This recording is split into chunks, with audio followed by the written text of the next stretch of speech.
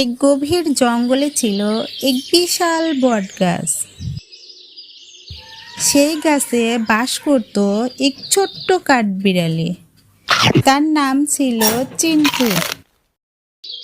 চিন্টু ছিল খুব চঞ্চল আর সারাদিন এ ডাল থেকে ও ডালে লাফিয়ে বেড়াতো।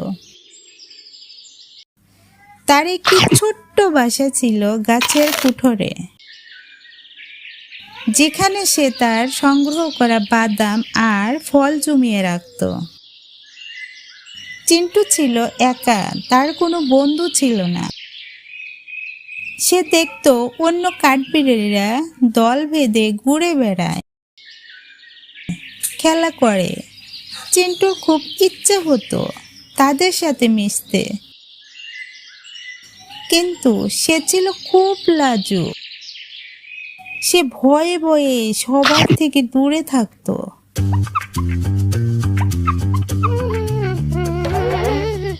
একদিন সকালে চিন্টু যখন খাবার খুঁজতে বেরিয়েছে, তখন দেখলো একটা ছোট্ট টুনটুনি পাখি গাছের নিচে পড়ে আছে। পাখিটার ডানা ভেঙে গিয়েছিল আর সে ব্যথায় ছটফট করছিল। চিন্টু প্রথমে ভয় পেয়ে পিছিয়ে গেল, কিন্তু পাখিটার কষ্ট দেখে তার খুব খারাপ লাগলো। সে সাহস করে পাখিটির কাছে গেল। পাখিটার নাম ছিল মিষ্টি। মিষ্টি চিন্টুকে দেখে ভয় পেয়ে চোখ বন্ধ করে ফেলল। চিন্টু তখন নরম গলায় বলল, ভয় পেও না, আমি তোমাকে সাহায্য করব। চিন্টু অনেক কষ্টে কিছু নরম পাতা আর লতা সংগ্রহ করে এনে মিষ্টির ভাঙা ডানায় বেঁধে দিল। তারপরে সে প্রতিদিন মিষ্টির জন্য খাবার নিয়ে আসতো আর তার দেখাশোনা করত। কয়েকদিন পর মিষ্টির ডানা অনেকটাই সেরে উঠল। সে আবার উড়তে পারছিল। মিষ্টি চিন্টুর দিকে তাকিয়ে বলল, তুমি আমার জীবন বাঁচিয়েছো। তুমি আমার সবচেয়ে ভালো বন্ধু। চিন্টু মিষ্টির কথা শুনে খুব খুশি হলো। এই প্রথম তার কোনো বন্ধু হলো। মিষ্টি সুস্থ হয়ে ওঠার পর প্রতিদিন চিন্টুর সাথে খেলা করত।